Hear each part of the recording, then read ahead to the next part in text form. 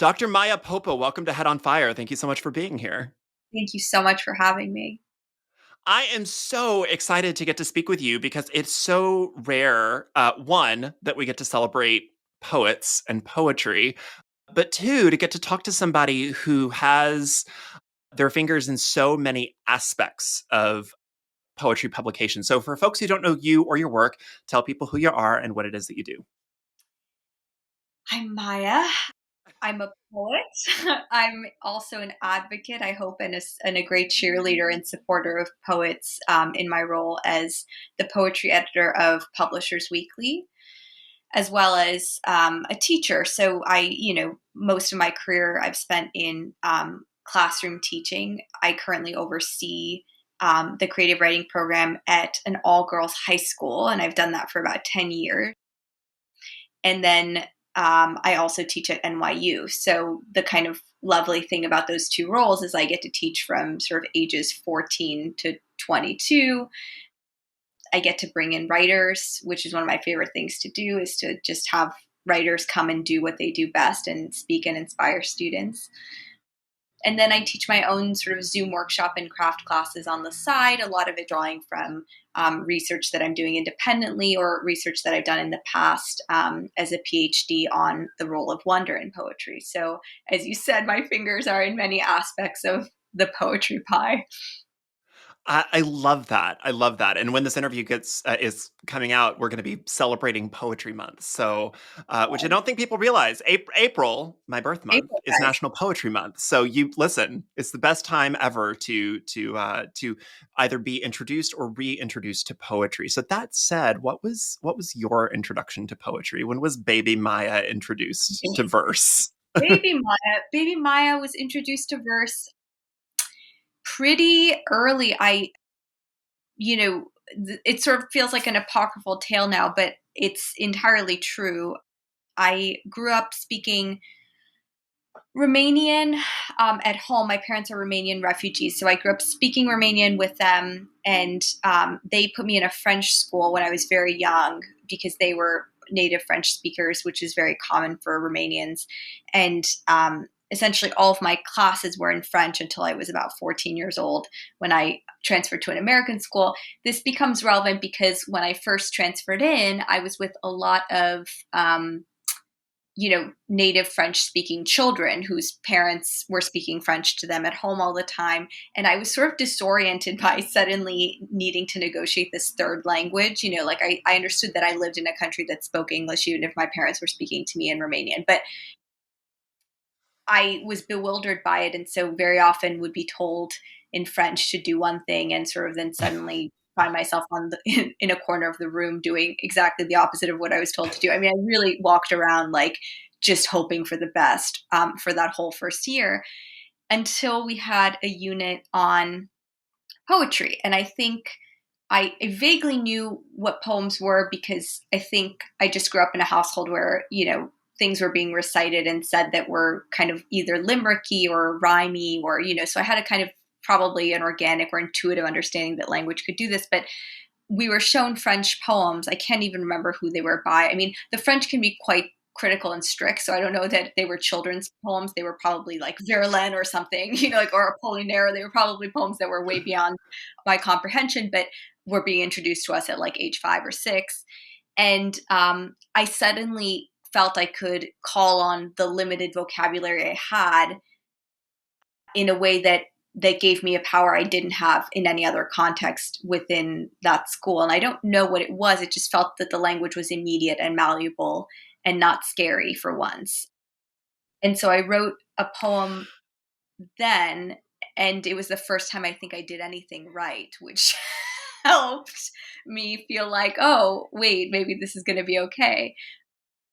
And I still, it sounds cheesy to say this, but I have such a sort of visceral, I can put myself back in the classroom. I know where the teacher was sitting. I know where I was Mm. sitting. I know where the light was falling in through the window. I mean, it's what Wordsworth would call a spot of time, you know? Yeah. It's so interesting because when you're talking about that, like memory is a very fallible thing, but when I'm reading one of my own poems, I am where I was. Yes, I am yes, where I was. I am feeling what I felt. I yes. remember what it smelled like and sounded like, and I remember everything around me. It is a bizarre little pocket of time that we capture. But I just kind of want to go back to what's personally mind blowing for me is that you said that you felt the language was pretty accessible, which I think a lot of people don't think of accessibility and Yeah. poetry together. That's magic. Yeah, and it's so interesting. I don't well, I can't speak for every person's experience about this, but I think that the reputation poetry has as being inaccessible is almost a lie. Like, I think Mm, it's what they've been taught to think a poem is, because they don't feel or that they have a personal relationship to it, a primal relationship to it. But in all ways, it is, I think, the most immediate form, the form that is most attached to the breath and to the body and to the senses. It's short, it's brief, it's compressed. It has so much that kind of naturally emerges from us. I do think it's a mm, very primal form. So it's counterintuitive to me. I think that the kind of, you know, again, this reputation has been imposed upon it. I don't think that if we actually, from early on, showed people poems and told them that it's okay to just do what Eliot says. He says a poem is understood, a good poem can be understood before it's understood, essentially, right? mm. It makes sense to us before we know how it's making its sense. So I think probably the inaccessibility portion comes from the fact that most people's exposures to poems come rather late in high school on an AP exam where they're being asked to analyze Robert Frost, and whether they get a 4 or 5 on the AP will depend on whether they remember the term metonymy. You know what I mean? Or that's not that you could never get anyone to connect under those circumstances. It's like connecting under duress, right? So I think, yeah. So I think for me, I had none of that. To me, it seemed entirely plausible that this was about play and imagination, and those were things at 5 and 6 I knew all about. But I didn't, so I didn't know how to understand French prose, but I could understand the spirit of play in a poem.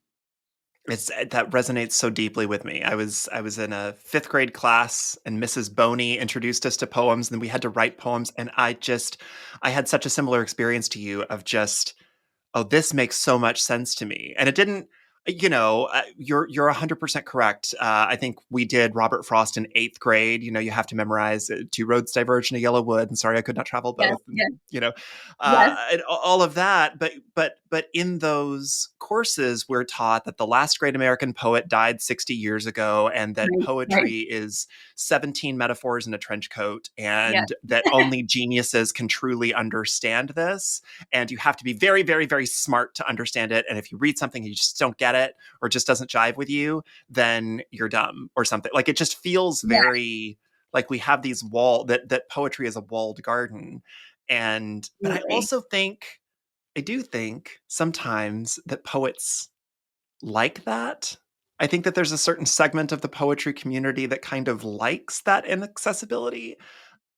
I want to get there, but I don't. Don't want to leave this moment. I talked to my uncle. He's also an educator, like you. He gets to span high school and college. He's probably the reason that I continued on into poetry, because he That's took me very amazing. seriously as a kid, and I would send him poems, my sixth and seventh grade poems, and he would send me back like actual critique. Oh, So I told him I was interviewing you, and he wanted to ask you, in the wake of the learning deficit caused by the COVID-19 pandemic, both high schools and colleges have scrambled to refocus their efforts on making up this deficit by streamlining their course offerings in favor of more traditional career oriented offerings at the expense of the fine arts. How can we convince policymakers that the study of poetry and creative writing is both vital and valuable to this generation of students? oh wow, what a fantastic question. And it's so it's such a, I mean, it requires a manifesto in itself as a response. I think it's so. I'm not a policymaker. I don't pretend to really understand the sort of methodology or rubric of thought that goes into making these decisions. I do think at some point, and probably very early, it's important to ask, especially in light of the pandemic, are people happy? And if Mm, not, what are some of the reasons they are unhappy? I think we have a lot of existentially unfulfilled, anxious, upset, grieving people in the wake of the pandemic. And I think poetry's our greatest sort of balm for understanding the complexity of that, because it's a form that can traffic both in simplicity and in complexity at once, right? It's brief, but it's deep. And mm, so I think we need that right now. I mhm, think placing emphasis on the fine arts in general, I mean, we go to every discipline for answers to the mystery of being here, which none of us mm, has, but each discipline has a version of an answer, right? Science gives us one version, history gives us one version, anthropology gives us another version, and the fine arts gives us the version that I think comes closest to emotion and feeling and says, look at this, it's its own proof, right? The fact that I mm, felt this is proof enough, that I was here. And the fact that another person connected with this is proof enough. We don't now need to take this poem to 12 blind studies and to, a meta review and to whatever. It resonated with one person, and for that one person, it made all the difference, right? So I think that we need to also get our priorities straight, because sure, we can learn everything there is to learn, hit every checkbox on the list of things we'd want a student to know by the time they graduate college, and they can still leave and be deeply unhappy and not know how to navigate their lives as citizens, as humans. And I think that the arts provide a real measure of assurance and reassurance when we're struggling. And I think we all are still struggling. I think we were probably struggling before the pandemic. And I think the mm, pandemic just entirely revealed us to ourselves, like it cracked us open, right? So, mhm. yeah. I think when we're in those kinds of discussions, I always just kind of put it back to, well, what did we do all the other stuff for?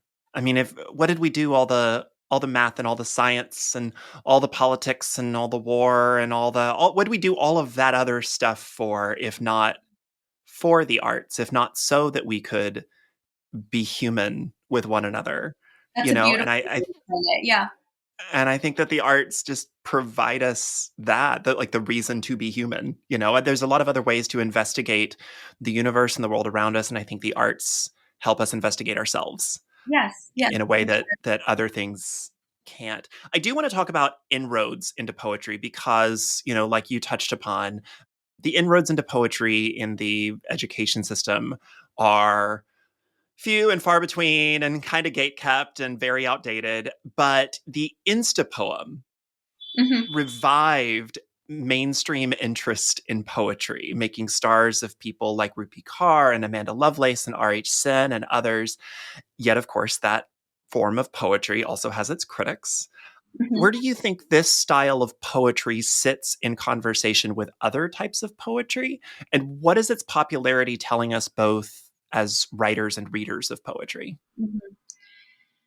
Well, I should start by saying that even though that's not the genre of poetry I necessarily gravitate to myself, or the genre that I write, let's say, I have absolutely no issue and will never sort of take a stance against its existence, and in fact feel that some of the tribalism, we can talk about this in regards to the Greer critique of Seuss as well, but the Mm, idea of sort of pitching wars against aesthetics or styles in poetry feels to me, I mean, it's almost especially when we have so many wars actually going on and so much that's actually pressing and urgent and life threatening in this world, seems to me very misguided.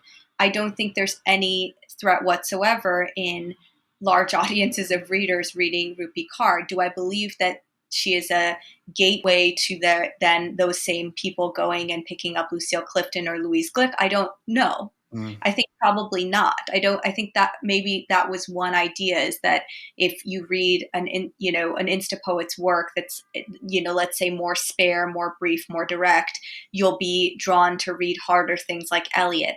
I don't think they're the same at all, and I think it's also entirely okay for someone to have an appetite for one kind of voice and one Sure. kind of experience when they turn to the page, and for another to want a different experience. But Mhm. I would, be sad to think that all of the car readers are saying Eliot was trash, and I'd be very upset to think that the Eliot readers are saying Rupi Kaur is trash. You know what I mean? Why would we waste our time instead of celebrating what we do like and celebrating the voices we are so excited to be writing at the same time Mhm. as? Like, that's what I always think of. There are so many poets writing who I'm like, wow, it's amazing that they exist now and I'm here too, and I get to watch them making their work.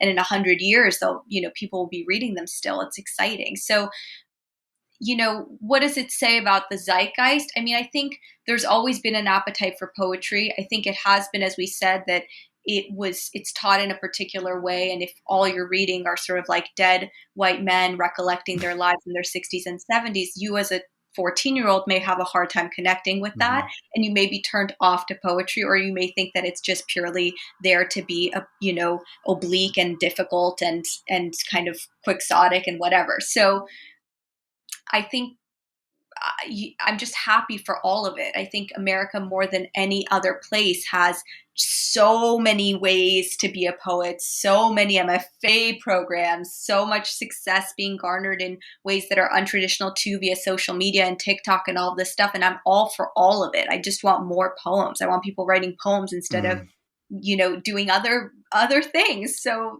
yeah, I just fully endorse that view of things, even though, again, as an academic, what I've studied is not that. I've studied very Mhm. different work that is very layered, very long, very, not within that. But that doesn't, the existence of it is not in any way, shape, or form a threat or an upset to me. But I also appreciate what you said just kind of at the beginning there, where I mean, I just wish that more people could just say, oh, that's not what I read. That's not for me. Yeah. Not that it doesn't have a place, because clearly a No. lot of people resonate with it. Yeah. There's a lot of books. There's a lot of books. There's a lot of authors that are just like, listen, no shade.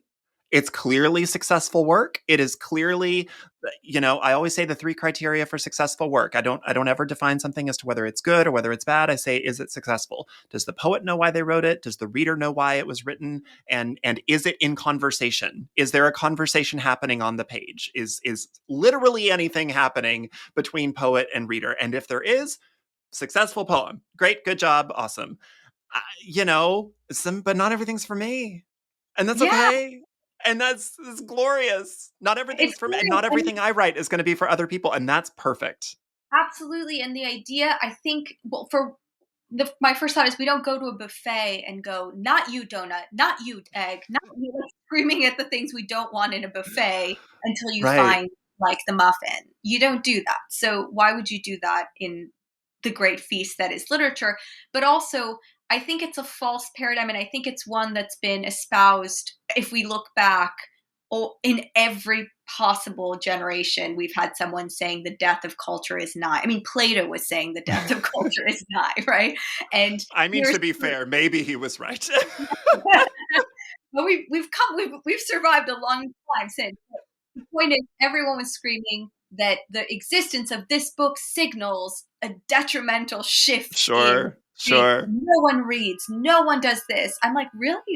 More people are reading poetry than they ever have Hmm. in the history of the world. So, am I really worried about the state of poetry? No. Am I worried about a poet calling something a sonnet and then the original sonnet form being annihilated as a result? Absolutely not. This is not like genetic, you know, I own a French bulldog. This is a very weird non sequitur, but it's going to make sense in a second. And there are particular colors you can breed in French bulldog. I only know this by researching this, but certain colors are not accepted. The reason being that, for instance, if you keep breeding particular colors, they will eventually wipe out all these other colors. So they just, to protect, the AKC says, we will not allow this blue to be considered whatever. Anyway, so it's a little like that. Are we worried that if three, four, five people write sonnets that don't look like what we associate to be as the sonnet, the whole history of the sonnet will be rewritten and no one will ever write a sonnet? I mean, it's completely silly. You're not going to genetically, so alter the form that we can never return to it. Plus, who made up a form in the first place? It was a person who decided to call something a form, and then more people wrote within that. These are not intrinsic categories, right? It's sort of like people yelling at each other about whether something is poetry or prose. To me, feels like a very, again, a kind of, I think it can be unhelpful, let's say that, Hmm. towards the actual goal, which is to, I think, study, honor, and, and help circulate literature in a way that allows more people to have their lives enriched by it. That's why we write, and that's why people read. So why are we yelling about all this other stuff sometimes? Okay, so we've danced around it a little bit. I do Yeah. want to. I don't usually get into gossip on this Yes. show, and and when it comes to poetry, to be quite fair, there is very rarely any kind of gossip. If there is gossip, if there is tea to be spilled in the poetry world, it's usually the flavor of like a Julian Fellows, like the Gilded Age scene, like she is not attending the party. Like it's very very subtle, very sophisticated. Yet recently, there was a tiny bit of a dust up between Miss Jane Greer, who is a a traditionalist poet, I think she calls herself. Formless, yeah. Yeah, poet in her own right. Edited a magazine, has multiple collections under her belt. Great, illustrious poetry career. Ms. Greer criticized the poet Diane Seuss, who just so happened to win the Pulitzer Prize for her collection of sonnets, saying that they are not sonnets. Now, as an educator of poetry of multiple ages, Mhm. and also a poet yourself, how do you navigate the bridge of poetry's evolution from its more archaic traditional forms to new, even experimental forms?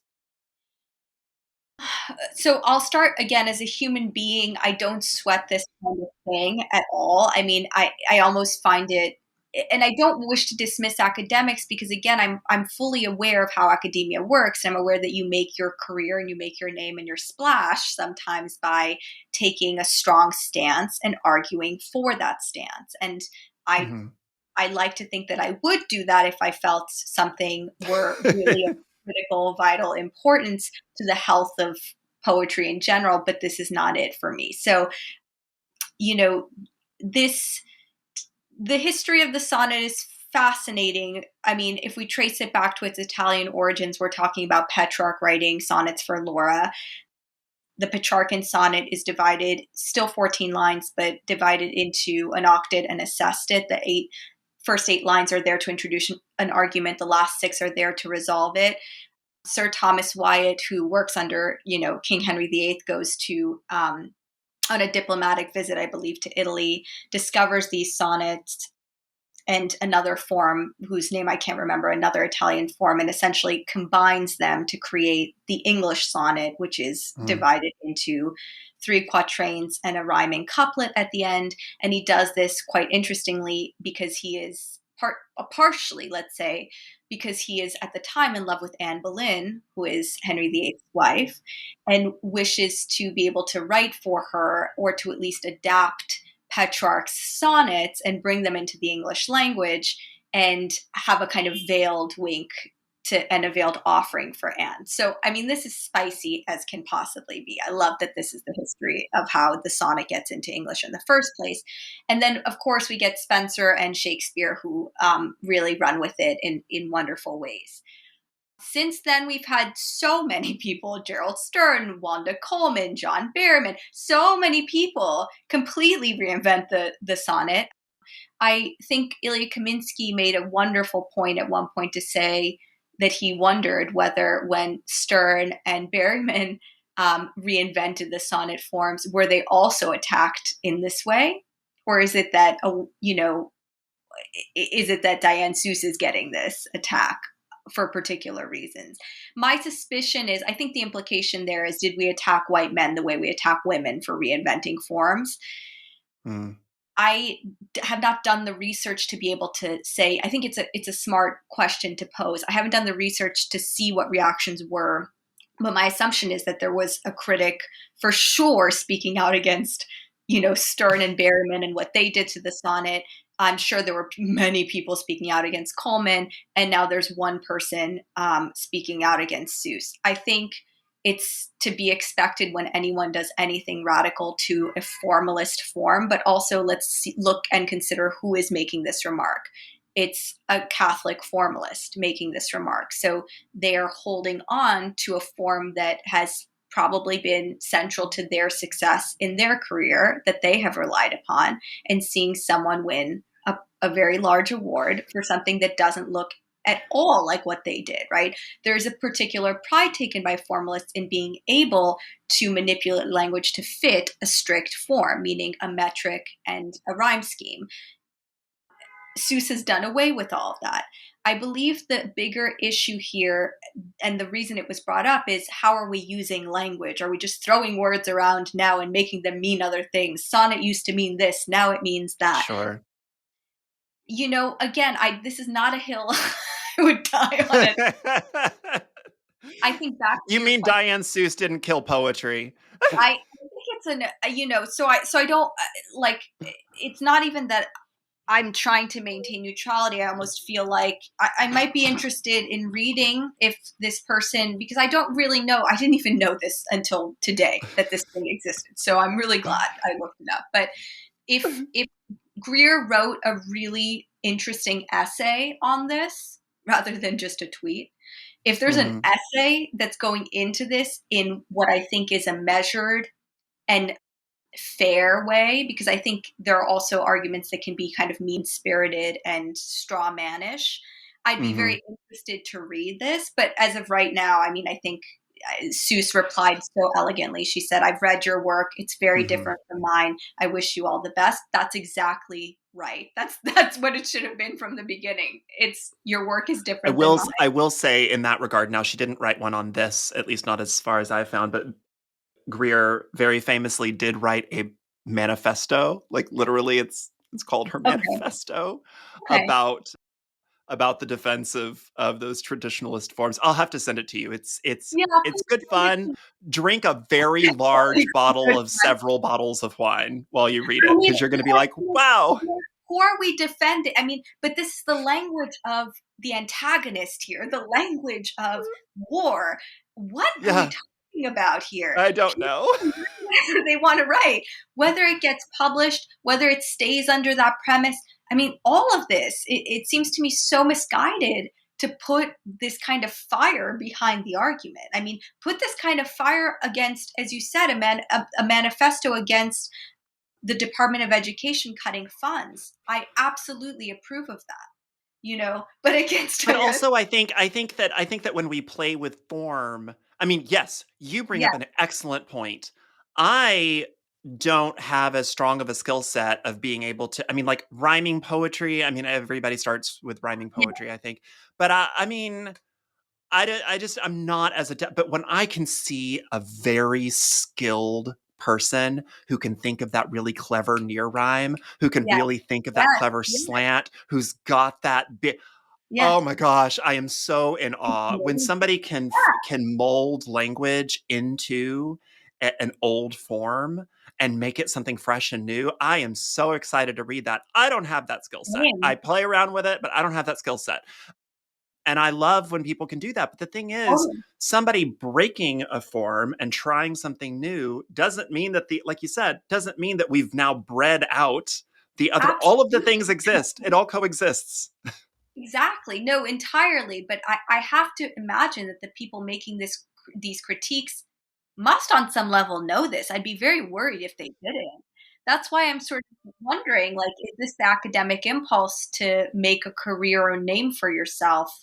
Sometimes you gather notoriety by going after big people. And that's an impulse I'm very skeptical of, because that So doesn't. to me in true, in true companionship with the greater purpose of poetry and writing. So, speaking of critique and criticism, you are both a critic or an editor of criticism and a poet yourself. You've published multiple collections. Are you ever a bit afraid of critiquing your peers? I'm not afraid of it for two reasons. One, when I take on books myself, which I do for, but on a much more occasional basis now that I'm a reviews editor, I will only take on a book that I really feel I have a perspective on and something to add to the discourse about. So it tends to be that I will want to champion a book by an author, and it could be an author I vaguely know or have just discovered, but I'll want to say something on behalf of it because I think there's something I can add to the conversation about it. I don't think, I think it's absolutely up to each individual. As I have made clear, I think based on my other responses, I'm not someone who would take on an assignment of a book I really strongly disliked, mostly because I wouldn't want to spend my time writing about why I dislike something Hmm. so adamantly. But that's, again, I don't judge that another writer may wish to do that. That's not how my energy is best spent. As a reviews editor, my goal is to assign books that I think bookstores, libraries, universities, Mm. and other publishers should be aware are, coming out in the future. And I have a wonderful roster of reviewers who sort of anonymously work in this capacity, and evaluate these books and come back to me. And so if ever there was something that I felt was petty or unsubstantiated by what I'm reading in the review, then I would go back to the reviewer and say, it's not that you can't have a negative perspective, but I'm not understanding, like I'm not fully Mm. seeing that in here.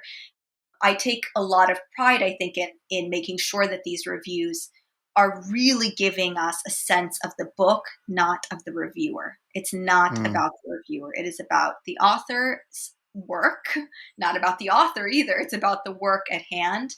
And 225 words, these are capsule reviews, is just not enough to launch into a large critique. It's just not. Hmm. So Hmm. I would say if someone were to have a very, very negative response, I would also encourage them to find a platform where they have more than 200 words to elaborate, because I don't think you can do any side of the coin really justice in that short amount of space. So I don't worry about this. I've been in it long enough. I've done this job since 2018 now.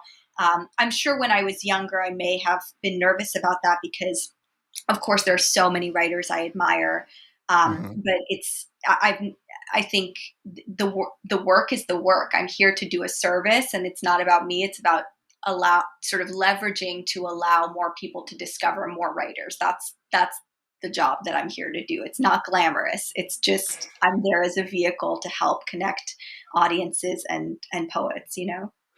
So, speaking of connecting audiences with poets, I do kind of want to go back to education for just a moment, and specifically the way that poetry is taught in schools. But also, I'd like to know, because of the way that poetry may be taught in schools and the way that people are introduced or not Mhm. to poetry, what preconceived notions do your students have about poetry when they first enter your classroom? We do such a good job with them that it's so hard. I don't think they enter with the preconceived notion. I think we kind of very quickly dispel that, but it's a really, I have the luxury of working in a very, very, very strong private school. And so that's a real privilege. I mean, it's a privilege for me as a teacher, but it's a real privilege for them. It means we adjust our curriculum in ways that, many other schools would not be allowed or able to undertake. I would say that when I've worked with students, I don't know, or even even thinking about adults, let's think about adults, because in some ways I feel like my students are very good examples of being able to adjust and go with the flow because they're electively wanting to study poetry. When I talk about poetry to some adults, the preconception is that the poem is there to be riddled out. Like it is a riddle, it is a series of riddles, and you must come to the final answer. Is this about blank? Or is the point this? And it's incredibly interesting to explain to people that there is no riddle here. There is no one thing it is about. It is a question of feeling and interpretation, and the experience of the language moving through your body, through your sensory system, as you read it to yourself, as you read it aloud, as you sit with the imagery, as you pour your own life in through the language that is pouring itself back to you. I mean, that mirror is so clear to us who read poetry, but I think it's very foreign to people who don't have an experience. It's a very intimate experience reading a poem. And if you're not Mm. signed up for that, I mean, I go in knowing I'm going to have an experience with myself anytime I read a poem. But I think those who don't read poetry or don't, or have not since high school, are not quite sure what they're stepping into. They think they're about to be asked a series of punishing questions at the end. Hmm. And that's not at all what we write for. And that's not at all what the experience of reading is about. So, yes, I think getting people to kind of retrain their nervous system when they're around a poem is really interesting. Calm your heart rate down. We are not going to ask you what the It's more blue cup. experiment Why is the than you cup thought blue? it is. Yeah, exactly. It's Exactly. just it's just blue. It can just be blue. It's fine. Totally, totally. Exactly. Or they, but see, this is again because they're thinking in terms of the symbol means, is the symbol is the key to the answer. So Uh huh. blue means sad and red means fierce and whatever. It's like, no, no, not quite like that, right? Which is so interesting because our own lives are so layered, complicated. Our own internal lives are so much of everything at once. But then the moment we see it teased out on the page, we're like, I don't know. But it's like, yeah, that's part of it. That's part of it. Is just sitting with this thing, sitting with this experience, and sitting with what is a snapshot of a moment. Like we're not telling stories with a beginning, middle, and end. It can begin anywhere, right? It can begin and just and bloom out of itself in a way that eschews narrative logic that we know about from nonfiction and fiction, which is where people feel most safe, right? Mm. Perhaps even more impenetrable than poetry education is poetry publishing. I do want to have a conversation around that. But publishers, by and large, especially bigger publishers, are very hesitant to publish poetry. It is notorious for not making a lot of money. Modern poetry publishing, however, the presses that do focus on it seem like, and I'm sorry if this sounds pointed, rather self-congratulatory. Like anytime I see a new collection announced and I read about who the poet is, if I'm not familiar with them, it feels like their pedigree is already academic, already prestigious. That it's almost a copy and paste that's shared with other peers who are either working for the press or who have already been Mm. published by that press. Like it's very insulated. It is a very walled garden. Is there a place for the lay poet? In and also why is poetry publishing so, let's say, protected?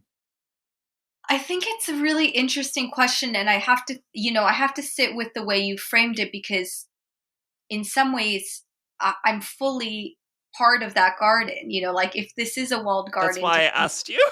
and I'm I'd in, like your perspective. We're from two.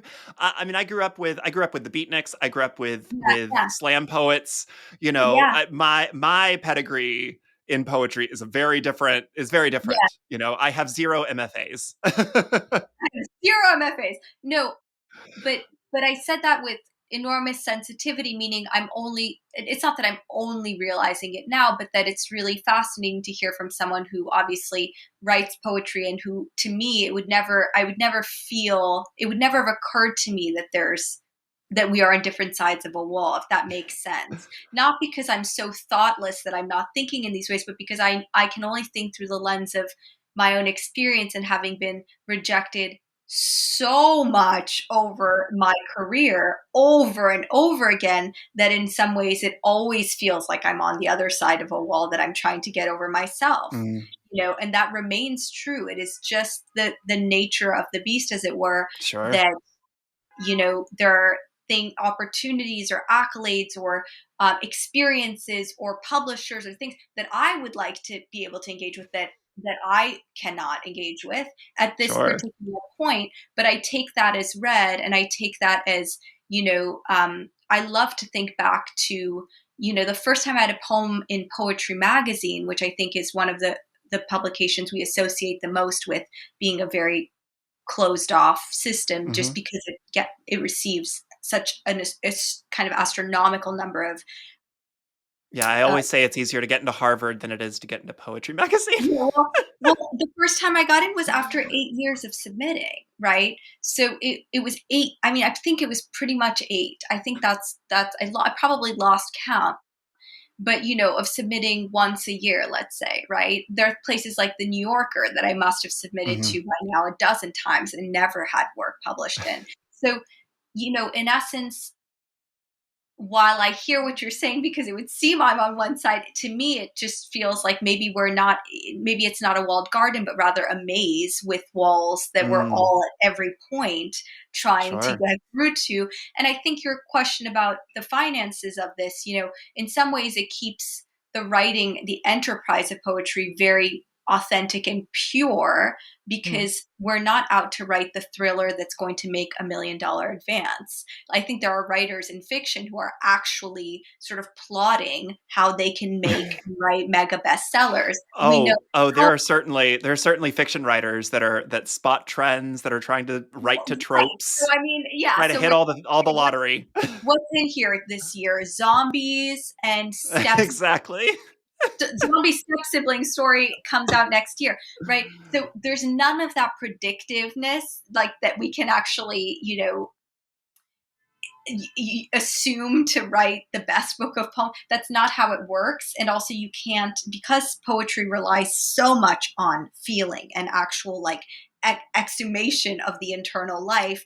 It also cannot be a rush job. It really cannot be rushed in the ways that you can rush other things. So for all those reasons, I think that those are strengths for the form. But then, of course, from a marketing standpoint, as you said, most publishers are taking on a few poets because there's still prestige in honoring this ancient form, and they want Hmm. poets on their rosters, but they just can't afford to have 100 poets on their roster. Sure. And what do we really A book's an even expensive undertaking. It's an expensive undertaking. So, It- so I think, I don't know. I sent my book out for many years before it was accepted, my first book. And I'm so happy it wasn't accepted in any of its earlier versions. I'm so happy it wasn't. I don't think it was a strong enough book. So I think all of the rejections I got were totally fair. Mhm. I think I got better every year. I am pleased with myself that I stuck to it and never gave up. That's the only difference between me and some of my, as I've always said, and I've said here and elsewhere, I'm not the most talented person in the room. I'm not the smartest person in the room. I'm not the most gifted, but I needed this more, right? I needed this. I needed poetry. I needed to Mm. stick with it. And it's given me my life. And I hope I've given my life to it in the best ways that I can. But all this to say that your question's a really beautiful one. I'll think about it, but I'd love it if we could also think that at every stage there's something that a poet wants that they're in a long distance relationship with, or a horizon relationship with, and maybe that's actually a beautiful thing. Maybe that's Mm. actually part of this vessel and part of the culture of this thing. As long as we can also stay, celebrate what there is to celebrate about our work and about others' work, and also feel grateful for what we do have as we strive. I think that's probably the key to wanting to stay in this. you know So I do want to talk about you and your book and your work. You have a doctorate in wonder, and your latest collection is Wound in the Origin is the Origin of Wonder, which I had the privilege of reading a couple of weeks ago. And I'm just that weirdo with a podcast and microphone who just I read a book and I immediately had to go find you on social media and I say, was so please happy. let me talk to you. I was so happy that you found it. It makes me so highlight of my day if anyone finds it. So thank Oh, you. that's really kind. So what place what is this academic study of wonder? What is this poetic study of wonder? And what is the place of wonder inside of poetry? So I think for me, wonder is at the heart of the experience of being alive, but I think it's not wonder in the way that we sometimes throw that term around. So the epigraph of the book and sort of a lot of what my research hinged upon was the idea that the term wonder is thought to be a cognate of the old German for Wunde or wound, so that the origin of the Mm, word wonder comes from the idea of being breached or wounded by the thing that we are experiencing. And what that does to the idea of wonder is that it complicates it from simply experiencing amazement or awe to mhm. wanting to ask questions about the thing that we are experiencing. So that's why we have wonder as a noun and wonder as a verb. And when we have wonder as a verb, we're wondering, we're questioning, right? And so there is this kind of insatiable question at the heart of humanity, at the heart of being human. And so when we complicate the term wonder from just that amazement to a kind of insatiable appetite for understanding, we're going to get poems that are both happy and poems that are sad. We're going to get poems about grief and loss, and we're going to get poems about appreciation and gratitude, right? So the spectrum is kind of wide there. When it comes to the secondhand experience of wonder, I know no form that can sort of convey it as immediately as poetry, in part because poetry is in a very fine-tuned relationship with time, right? Because we Mm. experience time through the vehicle of the page. Our eyes move down the page, and we are in a different timestamp than we were at the beginning. We're in a different place. There are leaps in time that happen.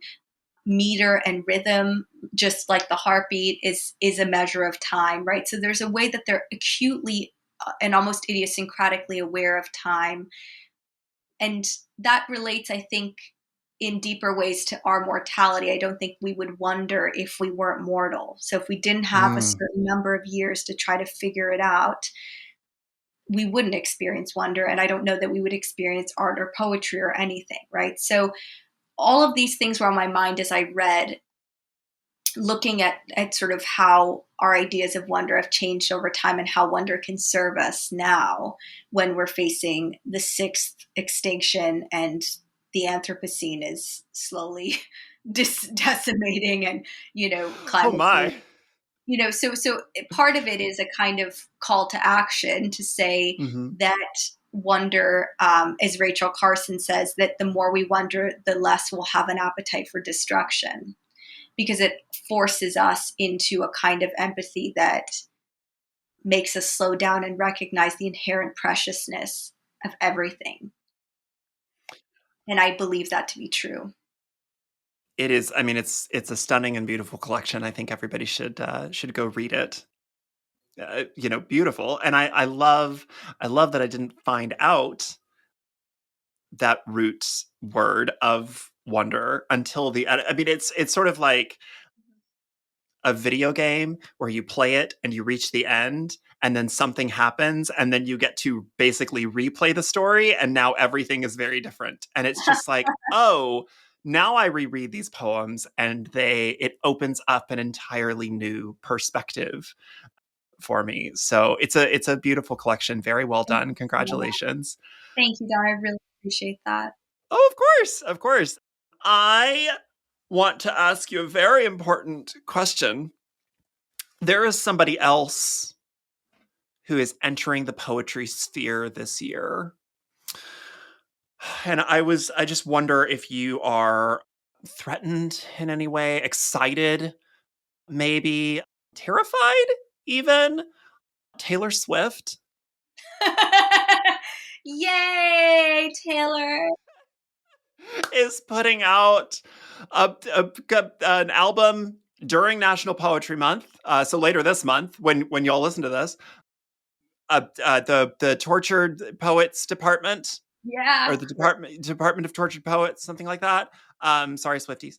I A few years ago, the folklorists community, like the academic study of folklore, had their fun times when suddenly all of their hashtags and all of their everything were taken over Oh by my gosh, Swifties. it's so funny to know that. That Are makes you sense. are you excited and or terrified and or some You know, wondrous? Are you filled with yeah, wonder yeah. at the impending onslaught of the Well, so Taylor Swiftification of Swift and I poetry? are both 5-1 projectors in human design. If anyone knows what human design is, we both are 5-1 projectors. So I am, I'm enormously admiring of Taylor Swift's output and energy. And so I am always curious to see what this singer will produce. And when it comes to sort of co-opting the identity of a poet or not or whatever, it goes back to our previous conversations about Rupi and about Greer's takedown of Seuss and all of this stuff. Like, I anticipate that there will be heated, you know, editorials on this subject. They will not be written by me. I will be like drinking my coconut water, Putting on your friendship listening. bracelets, getting ready. Not me, am friend. I would gladly go to an Eras Tour concert if the tickets weren't $3,000, or like if it weren't just For something real. astronomical. I would so gladly. So Taylor's my age and doing so. I think she has a career she really loves. I really feel that when I hear about her. I I mean, hope so. I don't understand parasocial relationships, so like I I don't don't really know. either. I don't watch TV. I don't like really follow the stuff. But my point is simply to say, like, why would I take down? Like, they would be so silly. It's like, here's this poet being like, Taylor's not writing poems, whatever. Like, as long as this is a person who's also, what I would love. Here's my dream. If I think it would be the coolest thing ever if Taylor came out with an album about poets or called poetry or whatever, and then said, and here are 10 other poets I really love right I'm now. That to hoping. me, When this was announced, I did a whole video like at 10. I think I yeah, don't remember what number I picked, but like 10, queer and poets of color and all of I that, like mean, hoping that, like, hey, if you're suddenly interested in yeah, poetry, yes, here are yes. some poets.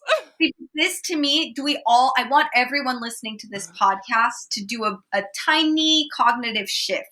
Do we see how we can use our voices for the force of good here instead of writing an invective on Twitter, taking down a particular person? Why not think, here are 10 amazing formalist poets, Gertrude Schnackenberg, this, and that. Like, go through and say, here's some other really cool sonnets that are more traditional as well. Why can't we make this an and rather than an exclusionary thing, right? But let's talk back in May when when we've heard the album. I'm checking with all of my friends in various areas of publishing, like, okay, is there a secret book being dropped? Because I just feel like if you're gonna drop Wow, a it didn't occur collection, to if you're gonna drop a collection called the Tortured Poets Department in April during National Poetry Month, like, it just feels like a book, a book, a collection is coming. I don't know. Maybe I'm I not a feel like I would have probably heard about it just through work, and I right. I think they would have done Yeah. it and reviewed, but I mean, who knows? Maybe not. Sometimes I'll get celebrity books kind of thing, like I'll get PR that a celebrity is coming out with a book of poems, and I'll know that that's happening. That's fine. So I don't know, but we'll see. We'll see. Maybe Maya Popa. maybe let me just end on this cliffhanger. Maybe I'll drop a collection of pop songs, an album of pop songs, and you know what? Then I'm gonna give everyone a run for their money because You yeah. better watch out, Taylor. Maya Popa's coming for you. She's coming. No, I'm your fan. I'm your fan. Peace and love to everyone. Well, Thank you. Dr. Maya Popa, thank you so much for being here. Thank you so much Thank you. for being a light in the and such an advocate for poetry. If folks want to follow you on social media or get more of the Maya Popa experience, where can they do My handle is Maya C. Popa across Twitter and Instagram. And I'd love it if you are interested in my newsletter called Poetry Today. It's on Substack. It goes out Wednesdays and Fridays. And it's essays on poetry and writing and all kinds of things and selections of poems. So yeah, Well, thank you so much. And even though we're not recording during it, happy National Poetry Month. happy National Poetry Month.